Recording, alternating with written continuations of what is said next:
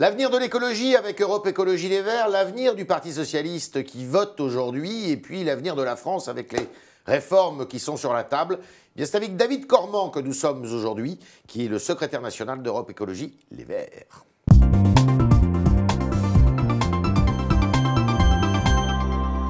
David Cormand, bonjour. Bonjour. Alors, il y a des élections pour le poste de premier secrétaire du Parti Socialiste. J'y voterai pas, moi. Premier tour. Vous n'y votez pas parce que vous n'êtes pas socialiste, enfin vous n'êtes pas encarté. Néanmoins, il y a 4 candidats. À qui va votre préférence? Non, franchement, je ne vais pas répondre à ça parce que c'est pas tellement mon problème. Lequel est le plus écolo-compatible, on va dire? Franchement, je pense que c'est un moment important pour le Parti Socialiste où ils doivent s'interroger sur ce qui s'est passé quand même. Une situation assez de leadership où ils avaient tout le Sénat, l'Assemblée nationale, les collectivités, et puis 5 ans après, plus rien, ou peu. Et donc, je pense qu'ils ont un travail sur eux à faire. Le PS n'est pas mort. Et ça, vous savez, toujours se méfier, parce qu'on aime bien dire que table rase du passé, de nouvelles forces émergent. Moi, j'en sais rien. Ça va dépendre aussi d'eux, ça va dépendre de ce qu'ils ont à dire. Il n'y en a pas un qui est plus écologiste que les autres Non, mais je ne suis pas l'agence de notation des dirigeants socialistes. Est-ce que c'est important pour vous que le Parti Socialiste tienne la tête hors de l'eau?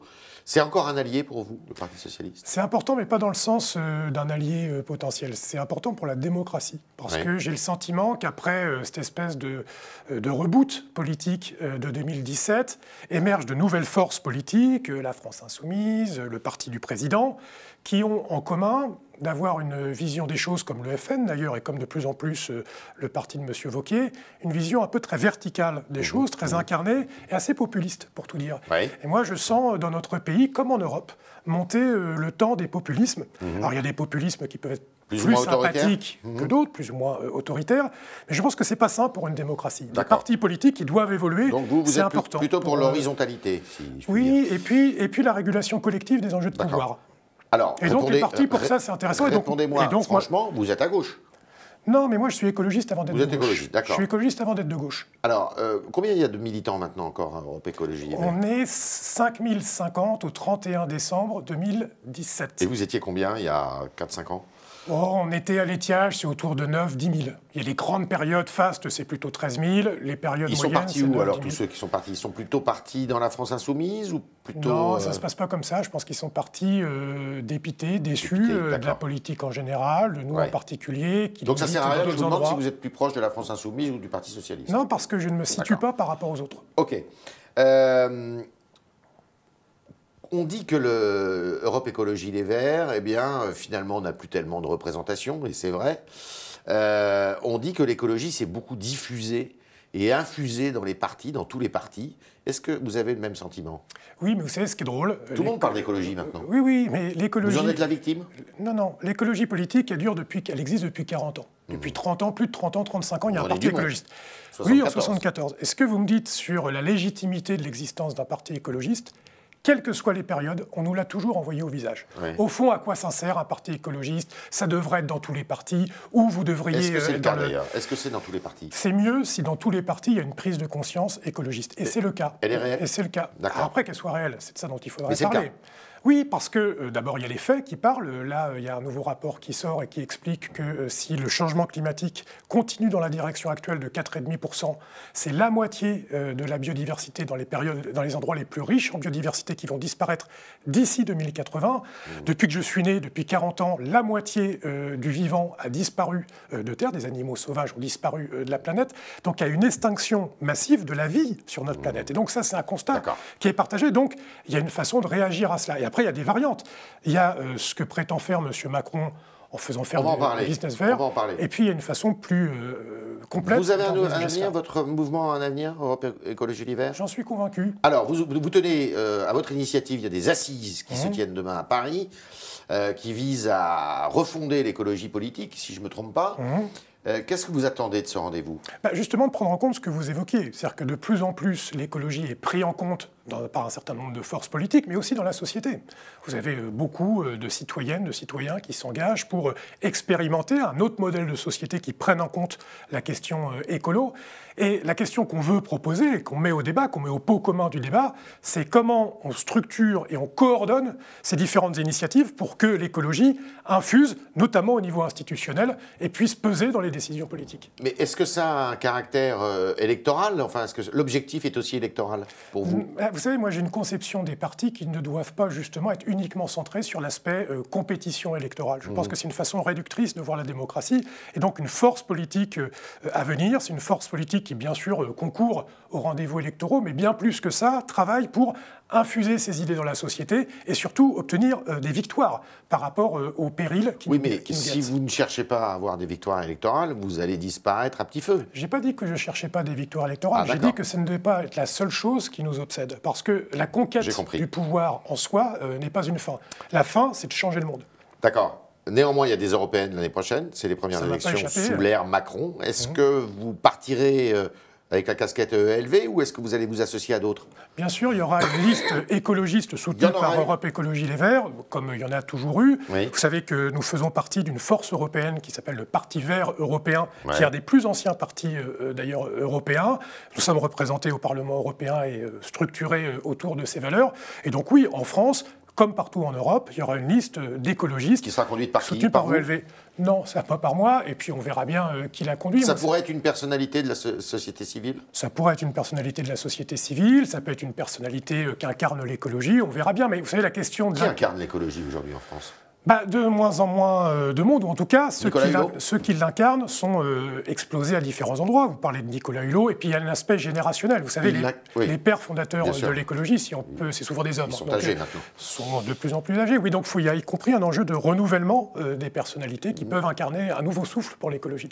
Je sais que vous aviez soutenu Nicolas Hulot par le passé, quand il voulait représenter justement le drapeau écologiste à l'élection présidentielle. Ça n'a pas eu lieu.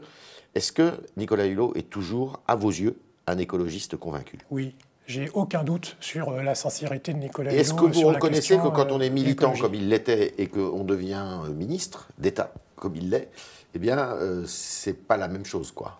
Bien sûr, la réponse est dans votre question. Bien sûr que c'est pas la même chose. Après, vous savez, on évalue différemment les uns ou les autres le niveau à partir duquel on est moins utile et on devient davantage une caution. Parce que c'est évidemment le risque qui guette. Vous savez, il est utile ou c'est quoi? Il est caution ou utile maintenant? Chacun évaluera différemment. Moi, je pense qu'il reste utile dans ce gouvernement. Après, il faut être lucide sur le fait que Nicolas Hulot est un ministre écologiste dans un gouvernement qui n'est pas écologiste. Est-ce que les décisions qu'il prend, notamment sur le nucléaire, puisqu'il a dit mais on n'arrivera jamais en 2025 à être à 50%, de passer de 75 à 50% de production d'électricité d'origine nucléaire, il nous faudra 10 ans de plus, c'est ce qu'il dit à peu près, 2035. Est-ce que vous comprenez cette décision? Ce que je n'ai pas compris, c'est la façon dont il l'a justifié, en disant que c'est... On ne peut pas démonter des réacteurs comme ça. Non, mais surtout, ce qu'il a dit, c'est qu'il a mis en opposition le nucléaire et notamment les centrales charbon. Oui. Et alimentant en cela, d'ailleurs, une légende urbaine selon laquelle, depuis la sortie du nucléaire en Allemagne, ils auraient relancé leur parc de choses... c'est un peu vrai, quand même. Non, ce qui est factuellement, mais je vous invite vraiment à vous documenter là-dessus, ce qui est factuellement faux. Les rejets de CO2 en Allemagne ont baissé depuis l'arrêt du nucléaire, donc il n'y a pas de lien direct ça ne pollue pas le nucléaire. Oh non, mais il faudrait faire une émission rien que là-dessus, mais vous savez, quand vous léguez aux générations futures 100 000 années de déchets nucléaires, si c'est pas ça une pollution, qu'est-ce qu'une pollution? Bure, donc c'est un site qui pourrait être appelé à accueillir sous terre enfouissement des déchets d'origine nucléaire. Est-ce que vous prenez parti à cette lutte qui s'oppose justement à la création de ce site? Bien sûr, c'est une lutte essentielle, extrêmement courageuse, face vraiment... Qui n'a rien à voir avec les zadistes? Mais non, mais c'est pas... C'est franchement ce débat-là... C'est pour ça que je vous pose la question. Qu'est-ce qu'un zadiste? Vous pouvez me définir ce que c'est un zadiste? Il vient un peu de tous les univers, justement. Mais oui, mais donc on dit zadiste, c'est comme bobo, c'est des termes génériques dont on ne sait pas tellement... Moi, ce que je vois, c'est des militants, pour une grande majorité d'entre elles et d'entre eux non violents, qui se battent contre une folie. qui se battent contre une folie. Parce que gérer les déchets nucléaires, c'est évidemment une nécessité. Les stocker, c'est une nécessité. Donc pour commencer, il faut arrêter d'en produire, d'où la sortie du nucléaire. Et ceux qui sont là, il faut les stocker, de mon point de vue, de manière réversible. C'est-à-dire qu'on puisse continuer à y avoir accès. Dans un site, soit en subsurface, soit en surface, pour continuer à y avoir accès. Ce qui est scandaleux à Bure, c'est qu'on va enfouir... On reste en l'état, alors. C'est qu'on va enfouir ces déchets de façon irréversible. J'ai coutume de dire que les Égyptiens nous ont légué les pyramides. Nous, les Français, nous allons léguer aux milliers de générations à venir des déchets nucléaires mortellement dangereux. Alors, le secrétaire d'État de Nicolas Hulot a annoncé ce matin la création d'un groupe de travail sur l'énergie solaire en France, qui représente à peine 2% de l'énergie qu'on produit, d'origine électrique, je veux dire. C'est une bonne idée, ça ? On a un retard sur l'énergie solaire. On a un retard sur l'énergie solaire. On a un retard massif. Est-ce que c'est parce qu'on allait acheter les panneaux en Chine, c'est pour ça, non? Non, mais je vais vous répondre. Non. On est en retard sur le solaire. On est en retard sur les économies d'énergie. On est en retard sur les éoliennes dans notre pays pour une raison simple, c'est qu'on a tout misé dans le nucléaire. Pour une raison simple, c'est que c'est pas aussi parce qu'on n'a pas assez investi? Et c'est ce que je suis en train de vous dire. La quasi-totalité des marges de manœuvre financières, on les a mis dans le nucléaire. Regardez la faillite d'Areva, regardez la dette d'EDF, regardez les milliards, les dizaines de milliards que nous avons dehors parce qu'on a continué à persister dans le nucléaire qui va finir par nous ruiner. Le nucléaire, vous savez, on parle beaucoup des EPR qu'on essaie de refiler aux Indiens maintenant. Le prix... La nouvelle génération. Oui, enfin, nouvelle génération... Regardez, c'est intéressant la nouvelle génération. Vous savez, moi je suis normand. L'EPR de Flamanville, il devait ouvrir en 2012 pour un coût de 3 milliards d'euros. On y est encore. On y est encore, nous sommes en 2018, il ne sera pas ouvert avant la fin de l'année, et on est à 11 milliards de coûts. Le prix du mégawattheure issu du nucléaire EPR, c'est 120 euros. Le prix pour le renouvelable, aujourd'hui, c'est entre 60 et 80. Les prédictions des spécialistes là-dessus, c'est que dans 20 ou 30 ans, on sera autour de 30 à 40 euros.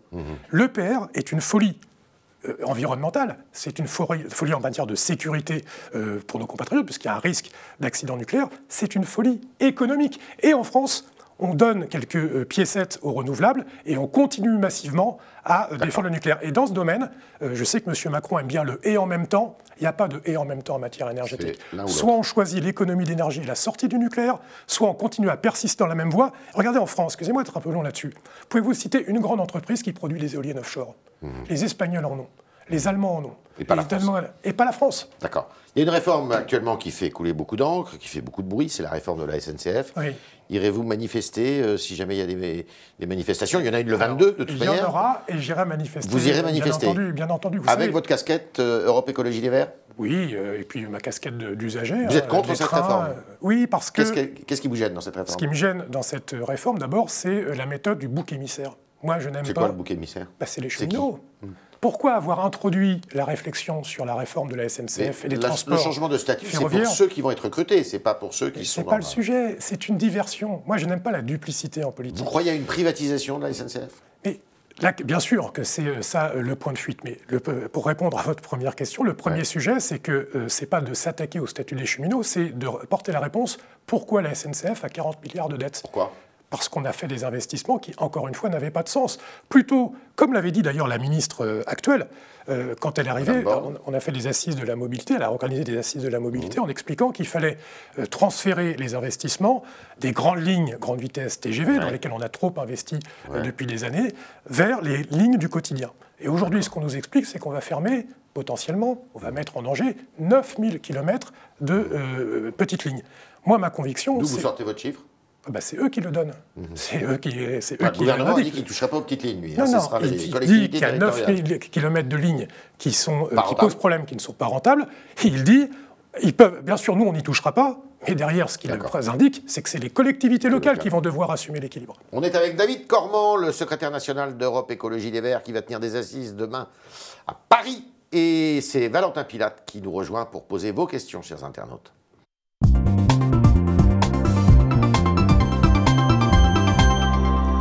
Valentin, bonjour. Bonjour Yves, bonjour David Cormand. Bonjour.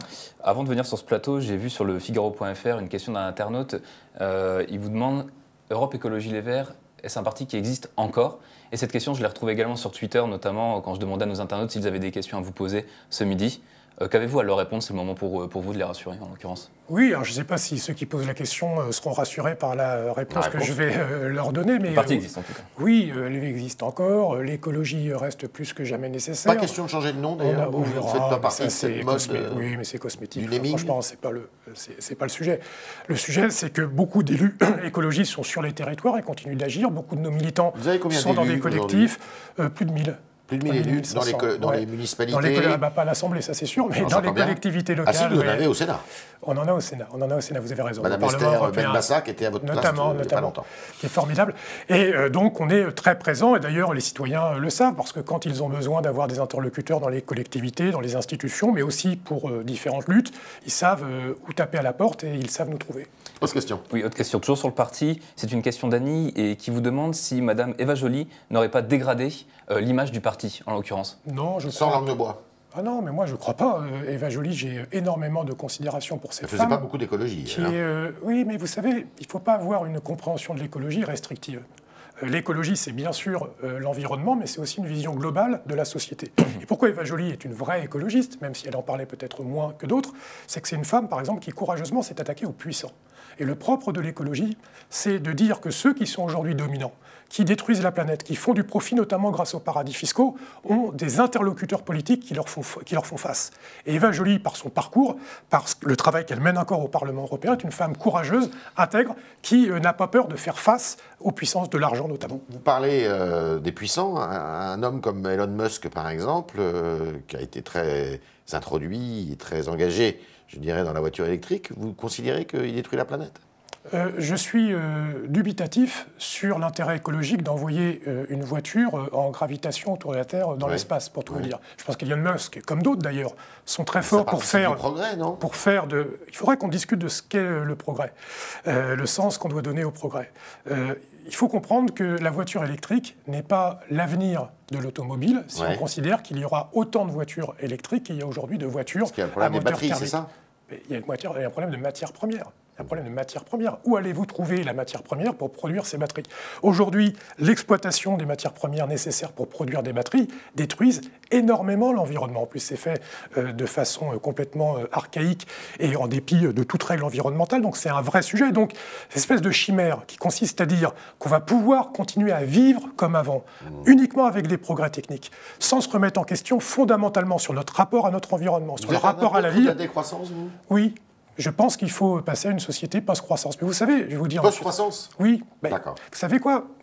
La croissance telle qu'on l'a connue pendant les 30 Glorieuses en Occident est une exception dans l'histoire de l'humanité. Thomas Piketty, qui a fait un excellent livre sur le capital, explique très bien cela. L'exception, ce n'est pas le manque de croissance ou la baisse de la croissance. L'exception, c'est une croissance à 4, 5 ou 10%. Et donc, continuer à dire qu'on va pouvoir avoir une croissance infinie dans un monde fini, c'est une folie.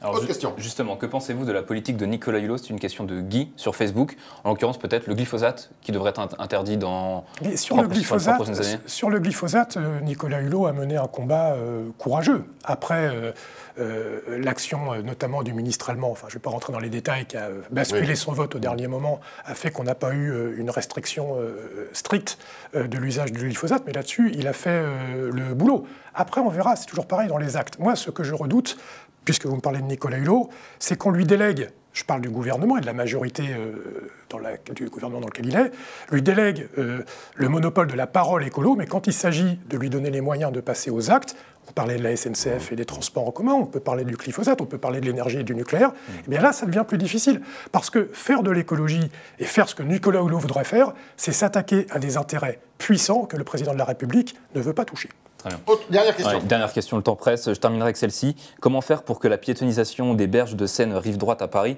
soit moins brutale pour les automobilistes ? C'est une question de Gérard sur le Figaro.fr. Vous soutenez Mme Hidalgo sur ce terrain ? Sans réserve. Vous savez, je la soutiens sans réserve. Parce que où est la brutalité ?